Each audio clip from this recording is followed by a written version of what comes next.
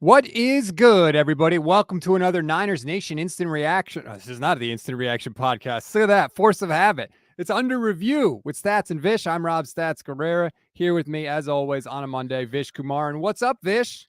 What up, Rob? Four in a row? Four in a row. You and Yeah, I baby. have sat here on a Monday. You wear your Victory Monday t-shirt. What does it feel like? What does it feel like for you? It feels like success, Vish. It's friggin' awesome, man. I said this on the Instant Reaction show.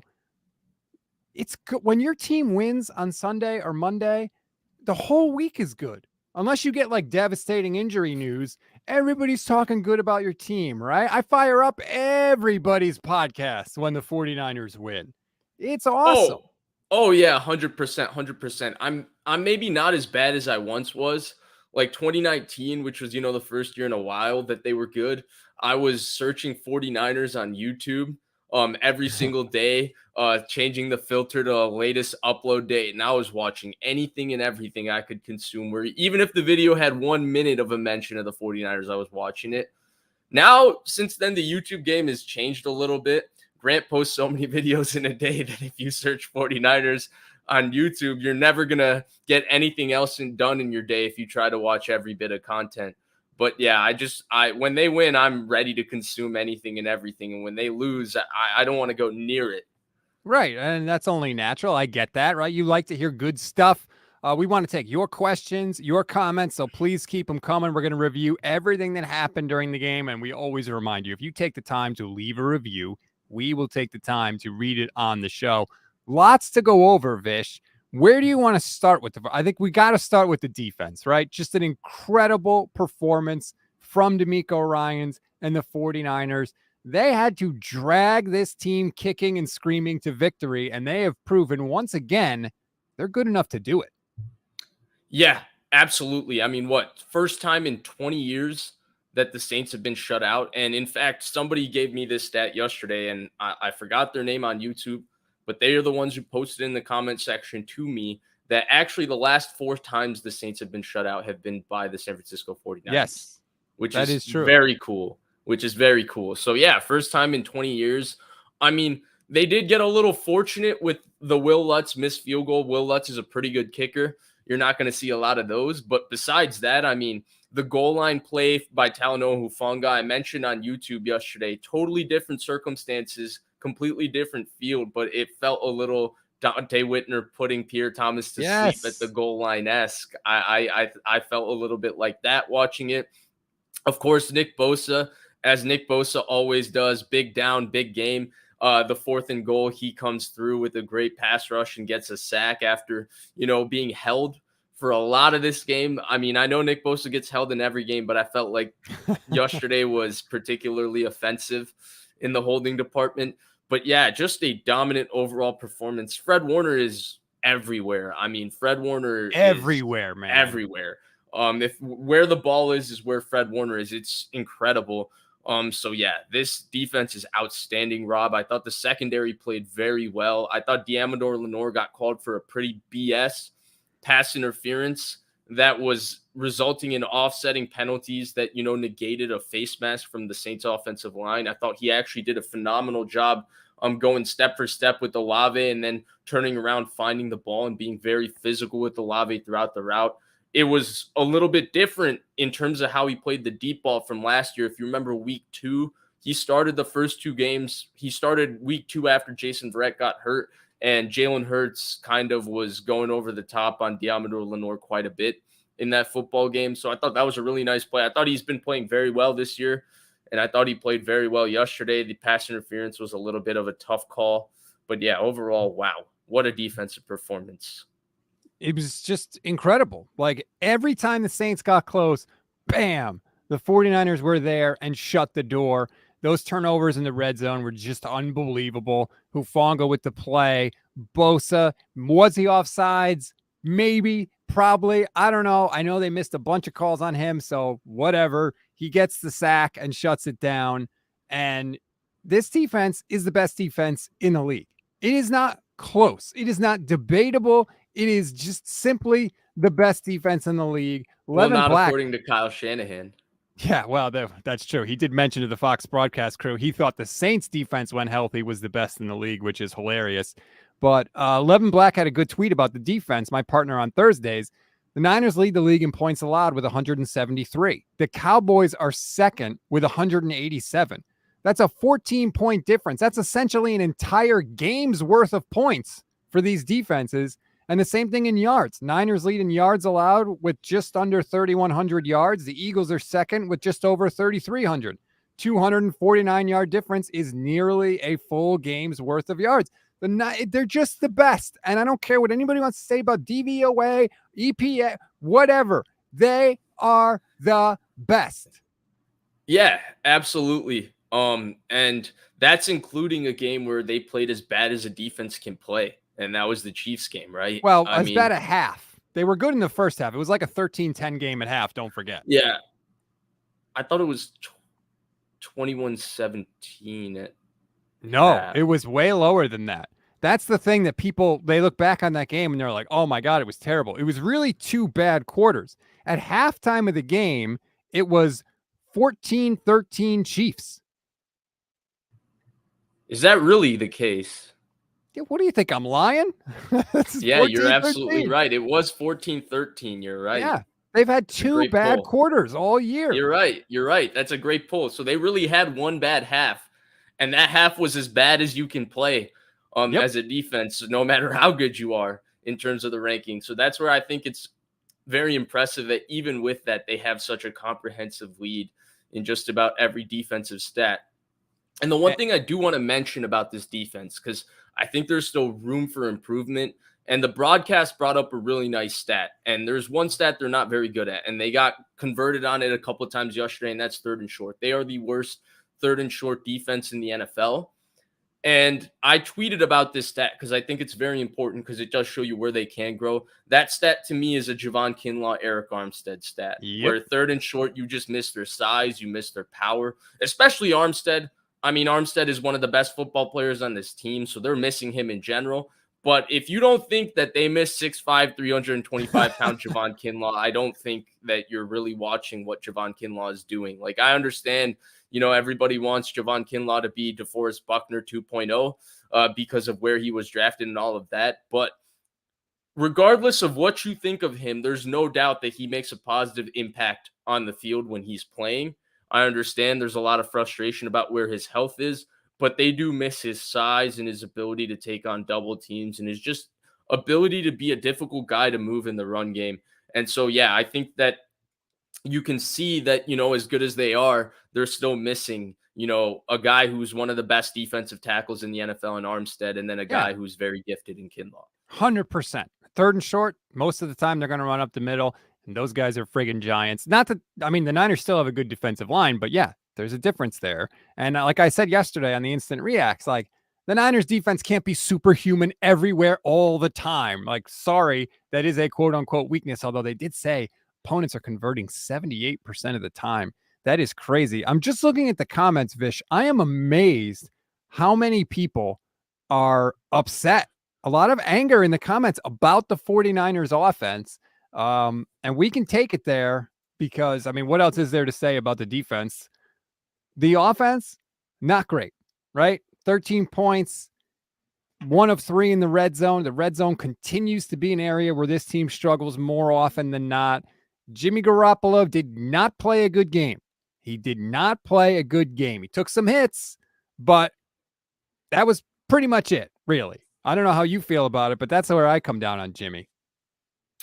Yeah, I said yesterday that I don't think he played a good game. I don't think he played a bad one either. I think, I was giving him credit for being gritty and tough throughout the football game and then not turning the football over, which was really the big thing in this game. As long as he didn't do that, they were going to be okay with how the defense was playing. But then at the same time, he also missed a few of the plays that were there to be had. And the touchdown pass he did throw was a little bit lucky. A little bit lucky. He throws it and Matthew tips it.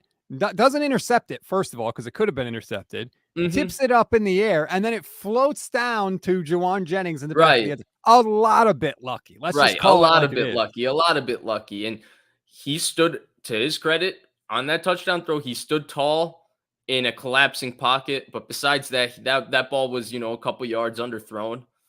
Uh, Tyrann Mathieu maybe 4 or 5 years ago probably puts that in his back pocket as an interception. Um, but it resulted in a touchdown. So you know what?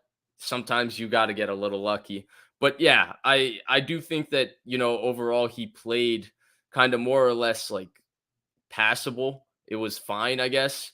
I mean, that'll get the job done, in games that the defense is playing well. But he did also miss a couple plays that were there to be had, particularly the Christian McCaffrey one. The guy Yes. is 5 yards open. I want to get to this comment from Xandro96 watching on my Twitch page at Stats on Flyer. Please follow me. I just started it. I need followers. The offense wasn't great yesterday, but the circumstances, Mexico, Thanksgiving, first practice on Friday, can give them kind of an excuse, but they have to step up next Sunday. I hope the full week of preparation will get them the W. Well, wait a minute. Why couldn't the defense come out slow? The defense didn't get slowed down by Mexico or Thanksgiving or any of that stuff. There's too many excuses with the 49ers offense when it doesn't go great. I will say this, Rob. I did feel like there was a lack of communication going on in the pass game. That was there a little bit. And Mark Sanchez did a really good job of pointing out two of the instances. And then the third one was the interception that had the illegal contact by Chris Harris, the penalty drawn by Juwan Jennings away from the play. And so the first one was Kittle in the red zone, right? I think it was 3rd and goal. They tried to throw like a 5-yard stick route to Kittle right on the pylon, and Garoppolo threw the ball inside, and it felt like Kittle at that point wasn't ready to come out of his break, so the timing was off on that play, and Garoppolo seemed a little pissed off. He Yeah, he showed a did. little bit more anger than he usually does, and him and Kittle immediately went to go talk about it. So that was one.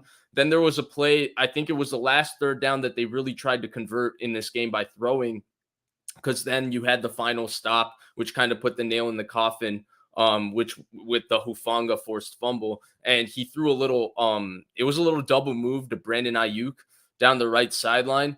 And it looked like he was expecting Ayuk to run the route a lot tighter to the sideline. So he threw the ball like right on top of the sideline, and Ayuk was maybe 2 yards inside of it. And so it was kind of like a weird angle for Ayuk to make an attempt at catching the ball. And Paulson Debo ultimately ended up being able to recover and make the play on the ball. Mark Sanchez talked about how they didn't seem to have the same estimated point on where they expected that route to end up. And then the third one was the interception, right? It looked like he sailed the ball to Ray McCloud. Luckily, I usually watch the film before the show in the morning because I wake up in the morning and do it, but it was 4 Victory Mondays in a row, so I gave myself an extra hour to sleep in, and so I didn't watch it at all. But luckily, Rich Madrid posted the play, so I was able to catch it right before we came on here. And Ray McCloud gets totally thrown off his route, right? Like, you have to be more physical at the top of your route. You have to get to your spot, and he doesn't, which causes the ball to sail and Alontae Taylor to pick it off. But the point is, these type of communication errors in terms of quarterback and receiver not being that play with Jimmy. He drops back. He's not looking at Ray. It wasn't his first read. Right. He turns to look at Ray, and he throws the ball where he thinks Ray is going to be. But doesn't he bear some responsibility? It was a clean pocket. Doesn't he bear some responsibility of like, okay, he's not where I think he's going to be. I need to adjust my throw? Yes. Yes and no. Yes and no. I do think, like, at the end of the day, the quarterback is responsible for where the ball goes, right? And so if the ball goes to the wrong team, like, there is some responsibility for the quarterback. But at the same time, the way the timing works out, right? If he's going 1 to 2, like, he has a specific timing in terms of how his feet line up with where the ball needs to go. And if he's in that spot and he's ready to go, he's also expecting Ray McCloud to be at that spot. So he's trying to put the ball with anticipation there. So I do think he does bear some responsibility. You're right. Either way, Rob, I think there is a bigger question that, like you said, the defense, and I understand defensive communication is a little bit easier. That's why we see defenses usually play better in the beginning of the season, because they don't need as much practice as offense, which is so much reliant on timing and precision and all these kinds of things. But there seemed to be a little bit of a sloppiness from the entire offense in terms of these little things with communication. And I do think that our friend who posted that comment is right. Like, he brings up a great point on what might have played into that. But at the same time, we do expect a team that's, played together and had so much continuity and been through short weeks like this to be a little bit more on top of the details. And the only reason people bring up the details, Rob, with this football team all the time is because away from playing their division, it's specifically the Rams, to be honest, over the last couple years, and away from the occasional game that they show out, like the Carolina game, we see too many of these games where they are just sloppy. And, they're a really good football team. And I think there's just a little bit more consistency that people expect. Maybe that's a quarterback thing, though, because the only team that I see consistent week to week is the team that has Patrick Mahomes. And to me, that's the best quarterback in NFL history. So, I mean, I'm not willing to say that, but I do think he's the best quarterback in the league. Nick Ellert says the pass was for Debo, not Ray Ray. I don't think so, Nick. And the reason is because if you listen to Jimmy Garoppolo after the game, he talked about that interception. Here's Jimmy. Shallow, dude knocked him off his route. I didn't see it at the time, so I'm trying to talk to Ray Ray about it very calmly. And yeah, then I saw the flag, so then I kind of knew what was up. But yeah, showed off the wheels a little bit there. Caught that DB. All right, see you guys. Classic Jimmy Garoppolo, right? Give a sort of a weird explanation, make a joke, make everybody laugh, and then he leaves on the high note and he walks out.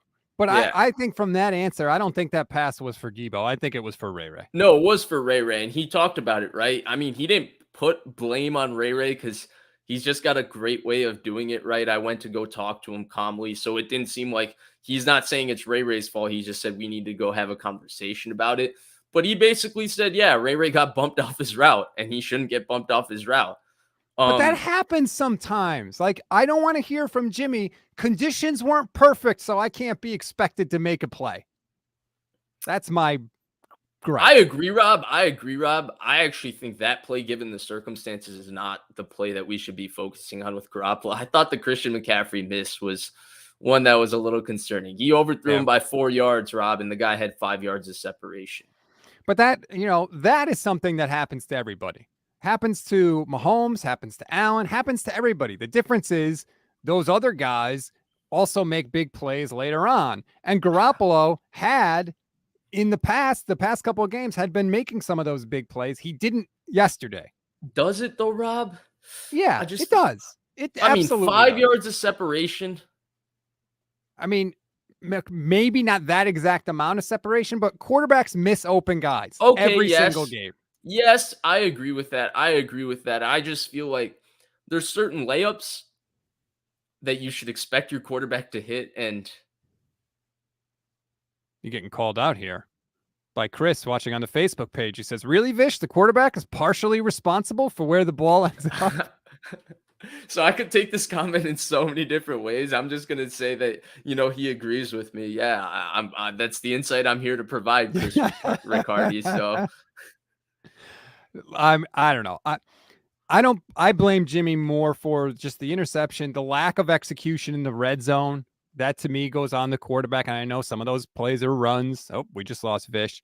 But when you're the quarterback, you're responsible for the offensive output. And the facts are the facts. The 49ers scored 13 points. They need to score more than that. They have to score more than that. They need to be better. And I hope they will be better. But, I don't want to wake up in the morning and see the article that we saw from Tim Kawakami today talking about, oh, this is going to make 49er fans mad, but Jimmy Garoppolo is the best quarterback for the 49ers. We do this all the time after Jimmy Garoppolo wins, right? He wins the game no matter how he plays. It's Jimmy wins, and wins matter. And let's get a quote from a player saying Jimmy wins ball games. For this particular article, it was George Kittle. He's always good for a couple of those every year. And it's the same article that we've been writing for 5 years about Jimmy Garoppolo. It's the same thing. But yet when he loses, when the team doesn't overcome his lack of production, we never get the reverse article, right? We never get the article that says Jimmy's not good enough for this team. The 49ers need a higher ceiling quarterback. We don't see that side of it. So that's what bugs me as I welcome Vish back into the street. You got to get kicked out once every show, Vish. No, I can't believe it. We were on a roll too. I was just saying how I was just a little disappointed with Tim Kawakami and some of the coverage of Jimmy Garoppolo, because once again this morning we got the Jimmy's the best quarterback for the 49ers. All Jimmy does is win, complete with a quote from a 49ers player who says, Jimmy wins ball games, man. But yet when the opposite happens, when they don't score and the Niners don't win, we never get the article that says his ceiling's not high enough. They got to get another quarterback. We don't get both sides of that. We only get one side when the Niners win. Yeah, pretty much. Pretty much. I do think the Athletics coverage of a certain quarterback of the San Francisco 49ers has always been a little bit that way, which I always, I think a lot of these reporters, and I'll give my 2 cents on this, I think they're a lot more plugged in than people want to give them credit for. And the Niners beat doesn't break as many stories as maybe other beats. Any so stories, people think, not right, not so, as much. They don't break any stories. Any But stories. So people think they're maybe not as well connected as other beats, and I would say that's very much not the case. And who they're connected with can be pretty much found out with the way they cover the team. I'll leave it at that. And I think the Athletic always makes it very clear who it is that they talk to and have a little bit of insight with. Mm-hmm. By the way, speaking of Garoppolo, he was not happy after the game with some of the hits that he was taking from the Saints players. He took a lot of shots. He was taking so many hits. I started a section in my notes, hits on Jimmy Garoppolo, and I was tallying them as the game went along.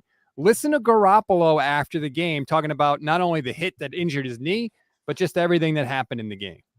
Smart as players look out for one another. I mean, there's no place for that, but no, I'm all right. A little sore, but nothing bad. Did you have a few words for him, Jimmy? Did I? Yeah.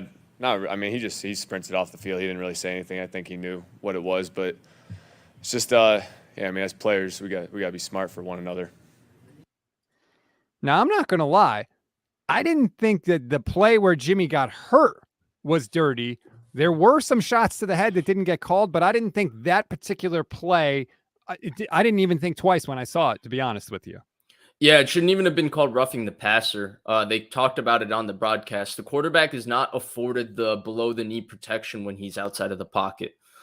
And Jimmy Garoppolo was very clearly outside of the pocket on that play.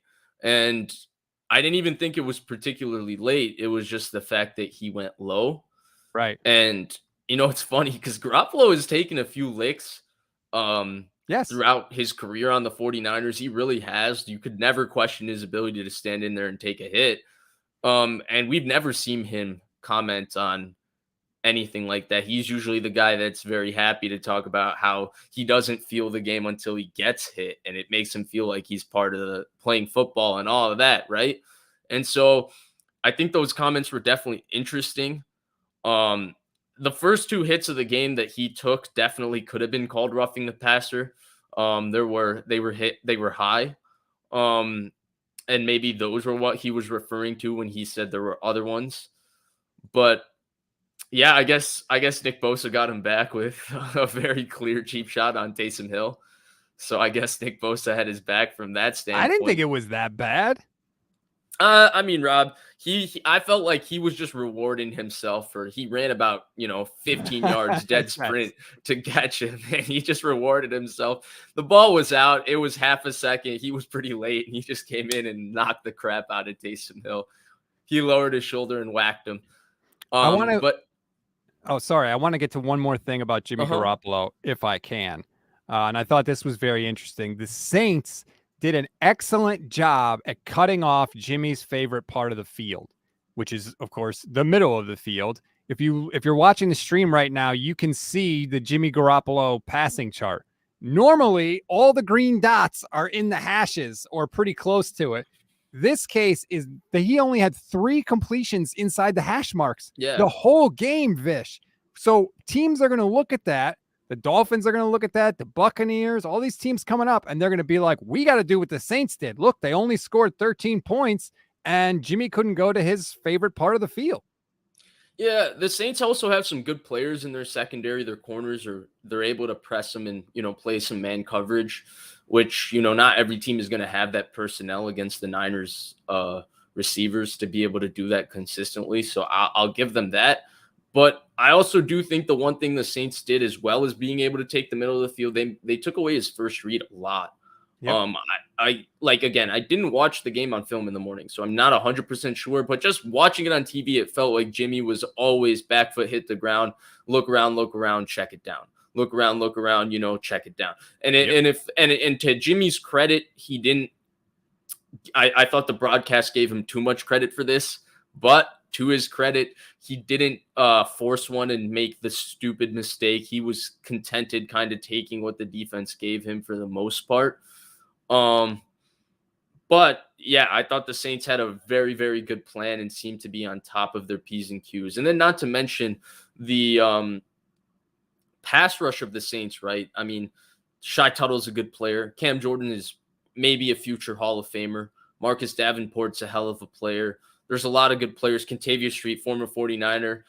Jordan Elliott tweeted this morning he led the Saints with 5 pressures. He's a very good player too. So they have a very good defensive line, and their defensive line had some success getting pressure on Garoppolo as well. I mean, he had a couple of, I would say, somewhat lucky, but somewhat great plays of not taking sacks where he was flipping it up to Elijah Mitchell and ball was landing perfectly to Elijah Mitchell. But yeah, to his credit, he didn't take those sacks, and he, for the most part, was checking the ball down. Yeah. EJ Pockets watching on Facebook. I have to get one of these every show. Rob, for a guy named Stats, you sure are oblivious to a very big one. Jimmy wins over and over, squirt.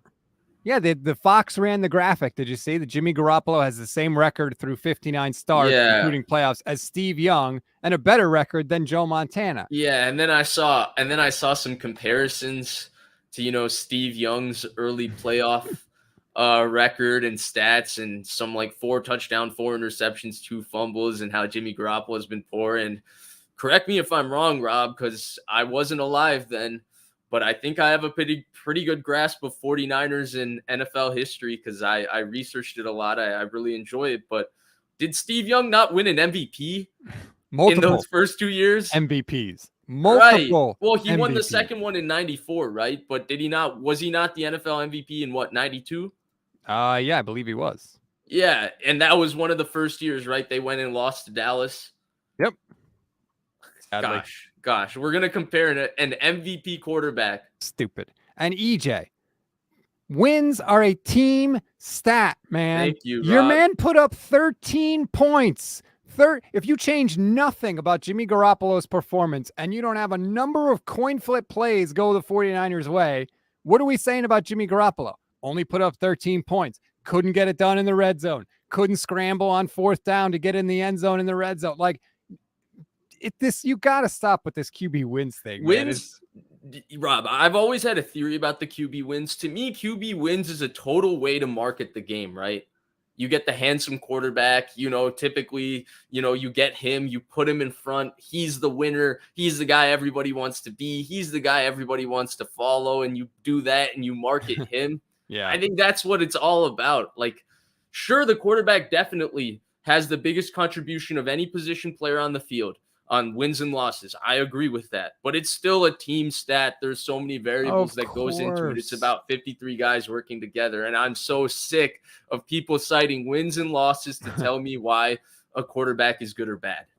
Nick Ellert watching on the YouTube page, please talk about the 4th down play and him attempting to scramble. I don't actually blame Jimmy Garoppolo for that. He had 2 options on that play. One was, I believe, Kittle in the flat, and one was Ayuk on a fade. Both were covered. He didn't have a ton of time to throw, and he tried to make a play.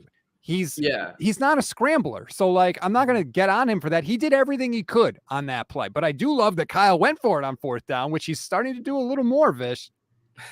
Not a little bit more. He just went for it twice yesterday. And he went out of nowhere, too. He went for it once a couple of weeks ago. Also, against the Chargers, he went for it on 4th down, too. I'm telling you. Oh, my God, Rob. 3 times in 2 weeks. It's more than it was in the past, man. I'm wearing them down, baby. I'm going to keep doing it, Kyle. You're doing the right thing. Because look what happened, right? Look what happened. They didn't get it on 4th down, which is the scenario that all these 49er fans clutch their pearls at. What if you don't get it? Then what happens? And guess what? The You Saints beat got them the ball. 16-0 instead of 13-0. Right. Well, not only that, but the Saints got the ball. They did nothing. They punted, and then the 49ers got a touchdown because they only had to go 57 yards because Yeah. the Saints started so deep in their own territory. So it works out for you if your defense is as good as everybody thinks it is. So I Yeah. hope Kyle sees that and he's like, the light bulb goes off like, damn, man, maybe I can afford to go for it more than I originally thought.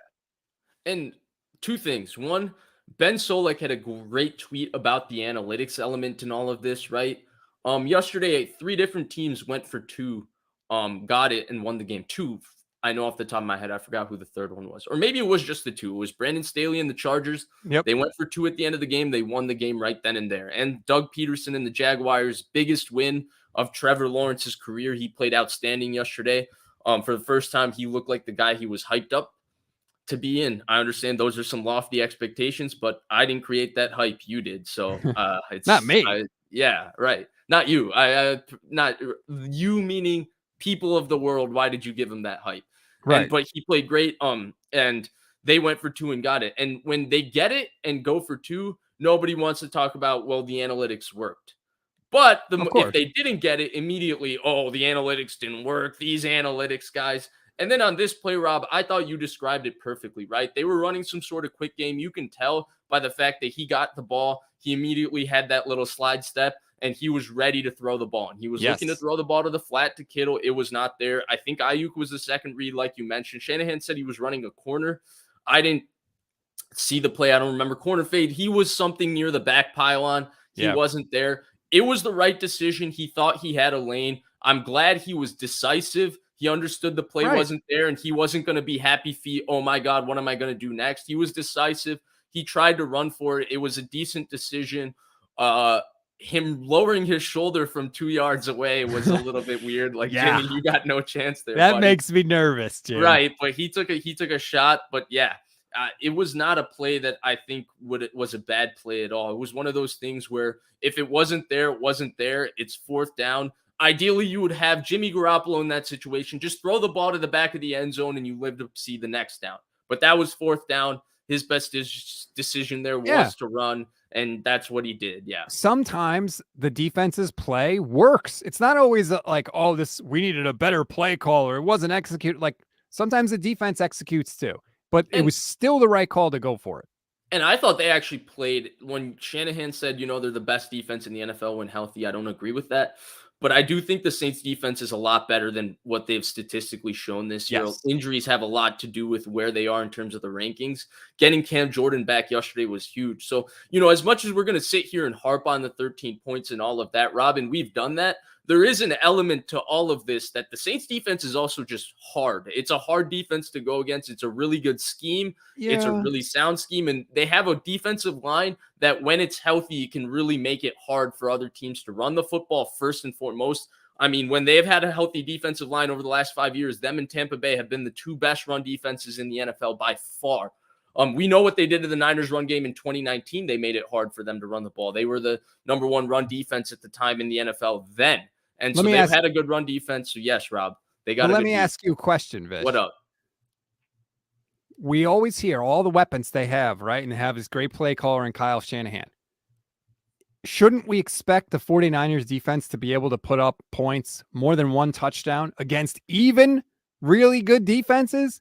Is that an unfair expectation? Because sometimes I feel like people are like, oh, well, they're a good defense. And it's like, well, yes, they are, but you still should be able to score. If everybody's as great as we say, and I think that they are, then why can't we score 3 touchdowns against a good defense? And yesterday was the perfect reminder that despite having all this talent on offense, despite having, played so much better on offense and being more exciting on offense ever since they got Christian McCaffrey and Debo has been healthy and all of that, they are still a team that's driven by their defense.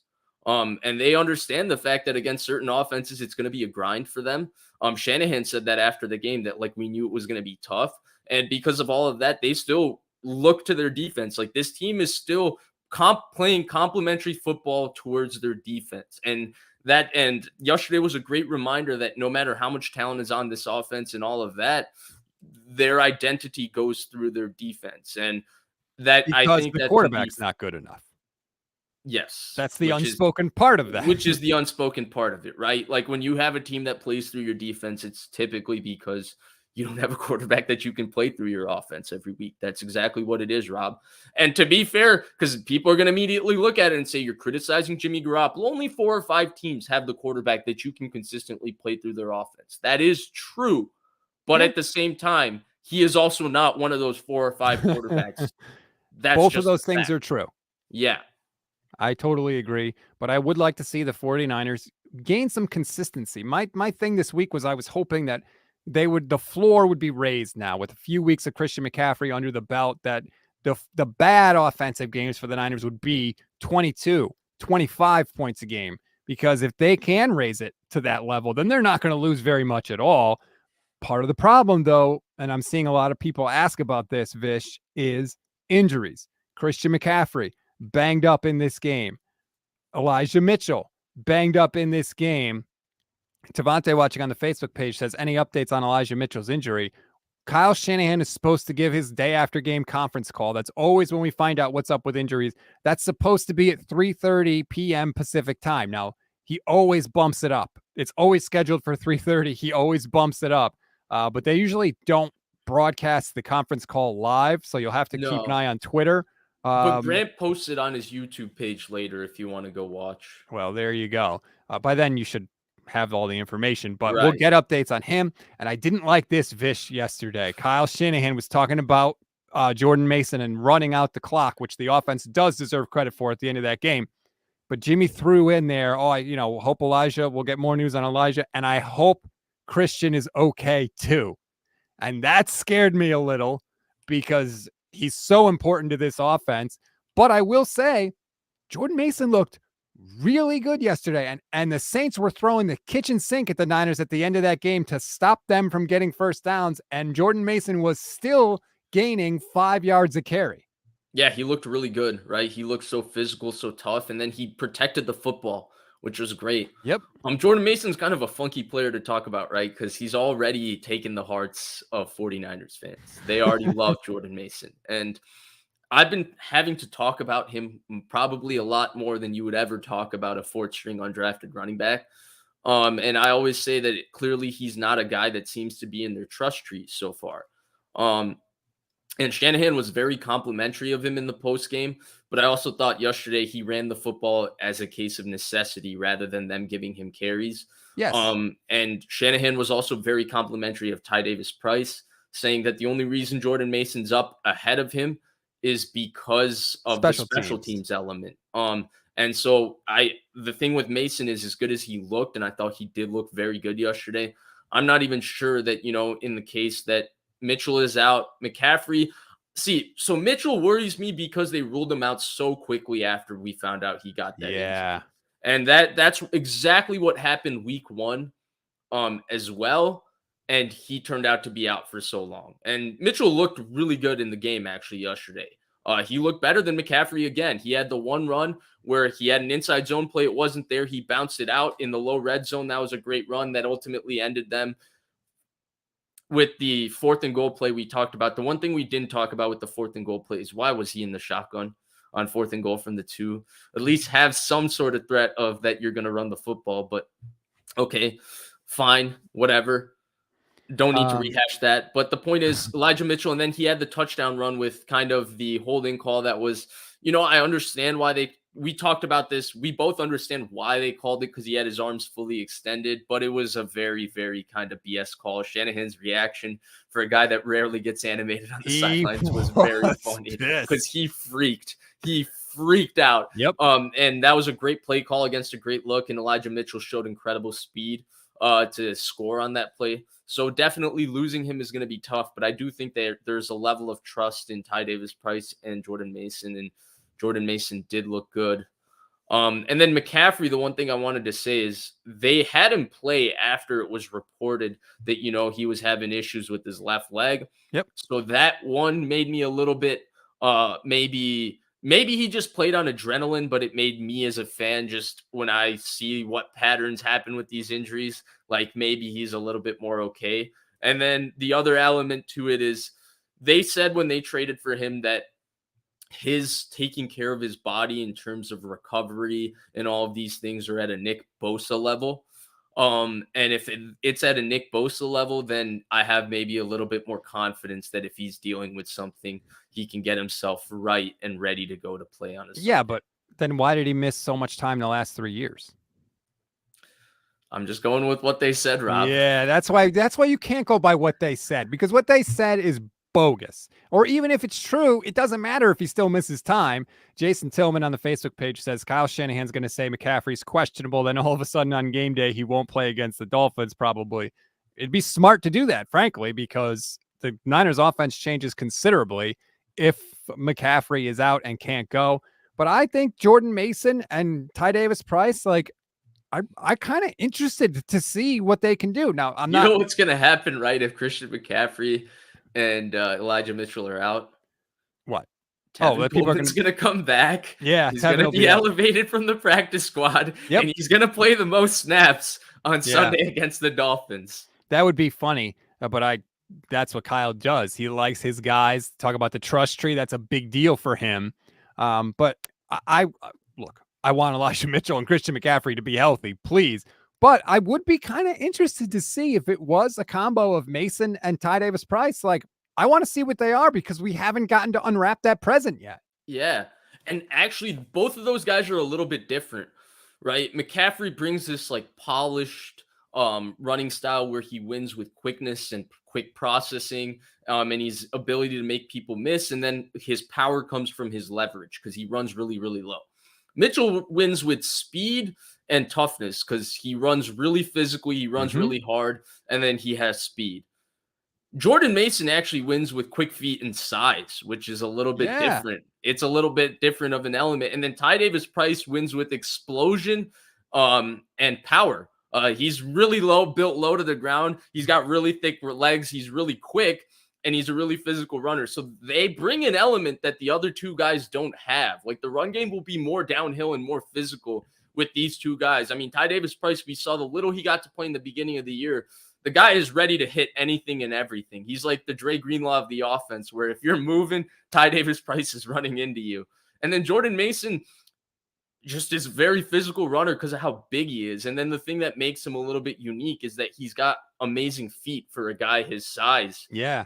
And so, yeah, I'm with you. I would be interested to see it. And Chris Riccardi is probably right. If they're out, there's a good chance we'll see a lot more Deebo Samuel in the backfield, which seems like something Kyle Shanahan didn't want to do this year, because the moment they traded for Christian McCaffrey, he told every single person that he's talked to in the broadcast, in the media, that they want Deebo to be where they give him the ball to create an explosive play and to create a surprise element to their offense, not we're going to give Deebo the ball so he can run it 8 times a game.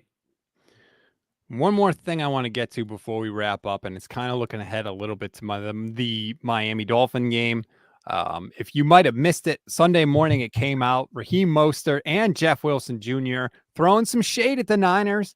Raheem talking about the Niners pressuring guys to come back from injury too soon, which I totally believe they do, just like pretty much every single NFL team does. But then they also talked about how they were going to run wild on the Niners next week. And I thought that was pretty hilarious. Deebo Samuel responded, Raheem, be real with yourself. And I just saw this on Twitter, Vish, as I try to type up a quick graphic. Charles Amenahu saw it, and he tweeted, someone thinking they're going to run crazy on our defense is funny. And in case you were curious, the best defense against the run in the National Football League. San Francisco 49ers. But the Niners have seen this stuff clearly. They're aware of it. It's a thing now.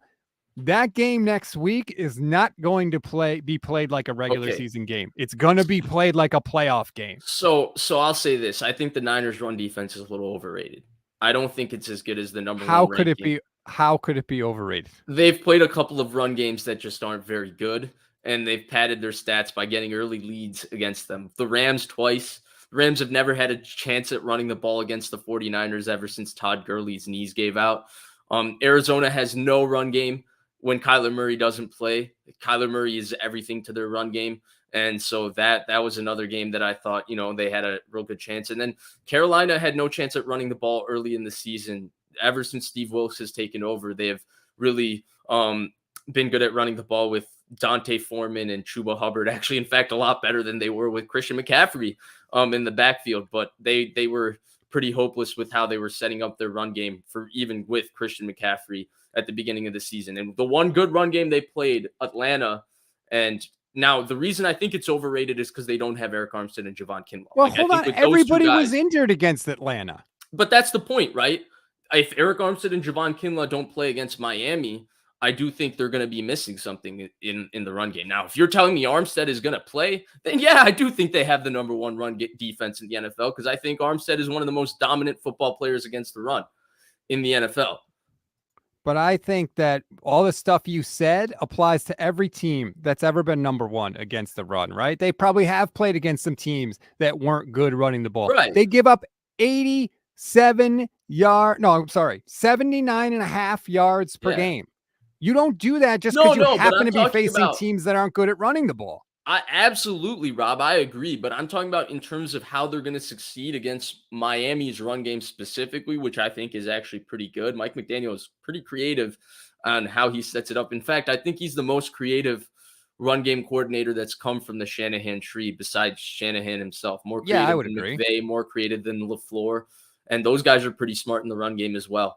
And so he's quite creative in terms of how he sets it up. And so I think that it's a little bit of a tough matchup for them against that run game. And I said the same thing against Atlanta when you don't have Javon Kinlaw and Eric Armstead specifically. But yeah, in terms of their defense overall and this entire conversation, yeah, they're not going to run crazy. They're probably going to have some success running the ball, but they're not going to run crazy. This defense is still really freaking good. Stand back. They're even going to have some success? Okay. No. Stand back for the Dolphins' 27th rated rushing attack, everybody. Like, you're shaking in your boots because they're going to face Jeff Wilson Jr., the guy that we just spent half the show talking about how he's mid? So it's improved. He's mid, Vish. It's improved since Jeff Wilson got there. To be fair, their run game also, the improvement has been padded stats by the fact that they got to go against the Lions. Horrible, horrible run defense. And Raheem Mostert and Jeff Wilson had some stats. Okay, so I will go both ways there, okay? I'll go both ways there. But here's the thing, Rob. Fence sitter. Here's the thing. That's what I do, Rob. That's killing me, Vish. Come on, man. Alvin Kamara runs 7 carries for 13 yards in a 13-0 game.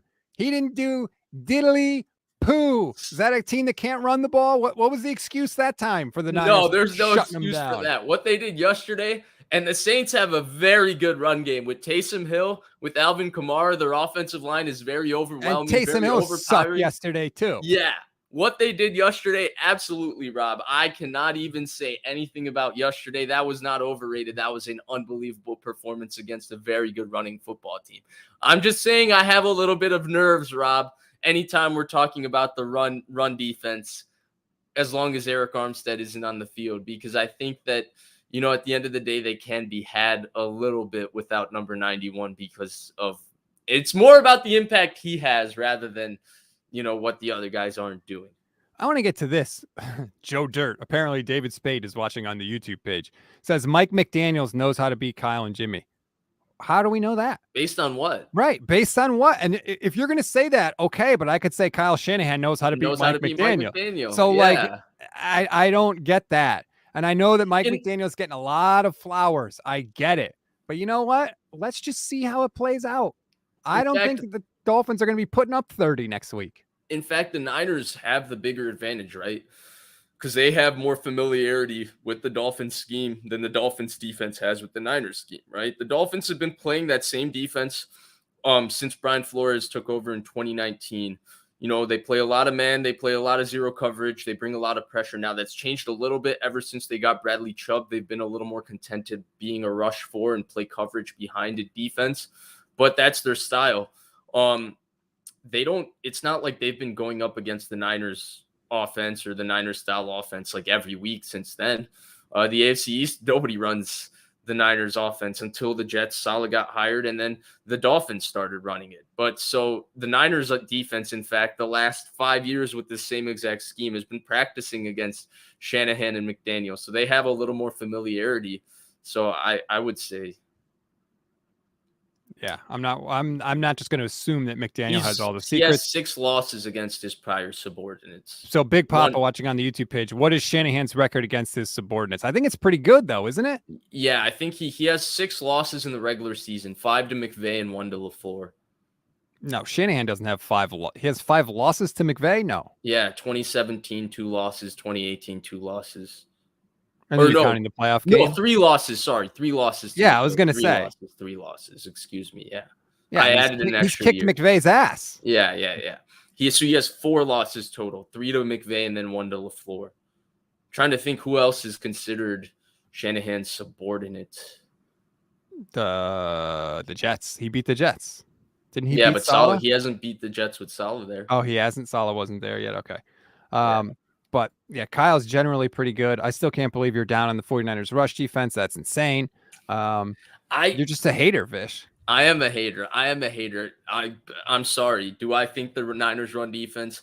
I'd feel a little more comfortable about it if Eric Armstead and Javon Kinlaw were on the field. Well, yeah, Yes. they're better, but it's not like they've been struggling without it. And again, I'm not shaking in my boots to face Jeff Wilson and Raheem Mostert. By the way, we don't even know if those guys are going to play because they're both banged up right now.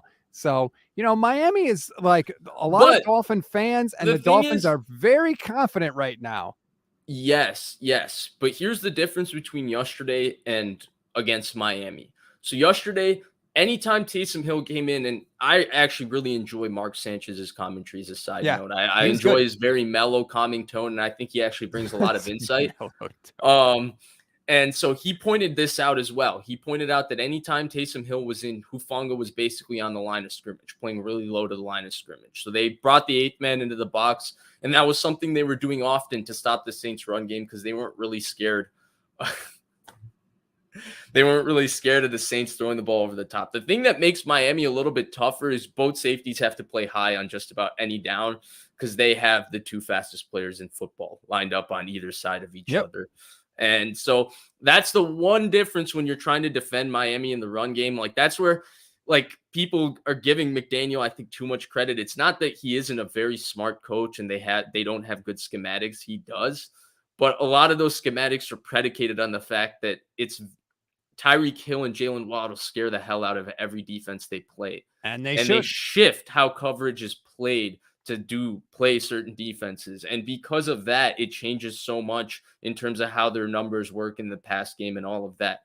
And so because of that, that's where I think McDaniel gets a little too much credit. I think Tua gets a little too much credit too, because those 2 guys are really where their offense starts and ends for me. I think those are the 2 biggest stars on their offense. A weird thing to say.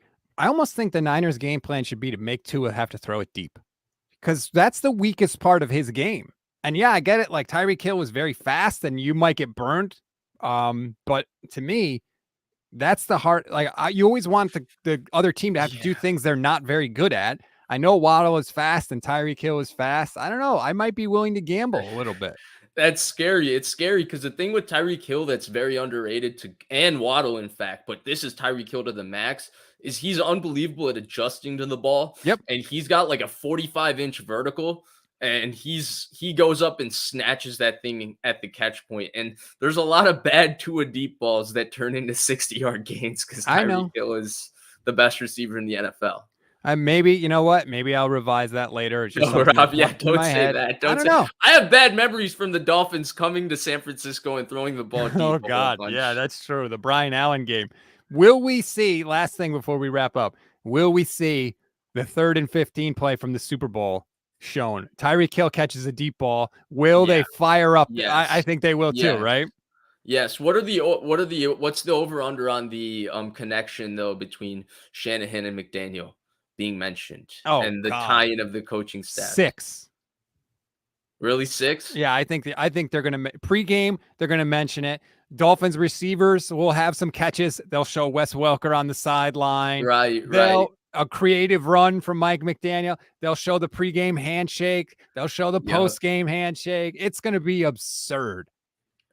And I think it'll actually be really interesting to just observe their dynamic, because I think their dynamic is very different from the dynamic between LaFleur and him and McVay. Him and LaFleur and McVay had really that stint in Washington, but they all kind of developed their own careers away from each other as well and established something away from each other.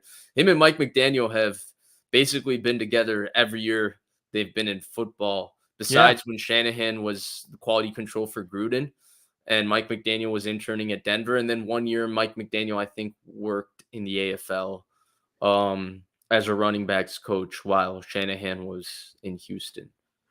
So it's going to be a lot of fun. The Dolphins talk is going to ramp up constantly this week. I will continue to remind people it's the least important game in the next 5 for the 49ers. It is the lead. Would it be nice to win? Yes. If they lose, that's the one you can live with. You want to beat Tampa Bay. Right. You want to beat Seattle. You want to beat Washington. That's what you should focus on. And it's funny because I think that Washington game now looks a lot more difficult than it should be. And I actually think that Washington game, if we're talking about fronts alone, it's going to be another one like this Saints team, that it's going to be a grinded out game for this offense because big Jonathan Allen, Daron Payne, Montez Sweat, they're very difficult to block. And we're seeing, right, in the NFL, like if you have a good defensive line, because offensive lines are so bad, you can basically make it impossible for an offense to move the ball. So we will find out. We appreciate everybody, all your questions, your comments. Please, if you haven't subscribed to the Niners Nation YouTube page, please do that. We do this every Monday, 10 a.m. Pacific, 1 p.m. Eastern time. We do the instant reaction shows after the game here every single week. Vish, thank you very much, sir. I appreciate it. Even though you hated on the Niners a little bit, I still appreciate it. Rob, there was one of us who had a comment pulled up telling us that we are the biggest hater, and for a guy named Stats, you're forgetting the biggest stat. So I just would like to point that out, Rob, that despite the fact that one of us is wearing a Victory Monday shirt, one of us was completely positive the entire time. Shout out, Homage. You are still viewed as the official hater of the Under Review podcast with Stats and Vish. Look, I can't control the comments. I can't control what goes up on the screen. Oh, you do control what goes up on the screen. That's going to do it, everybody. Have a good Victory Monday.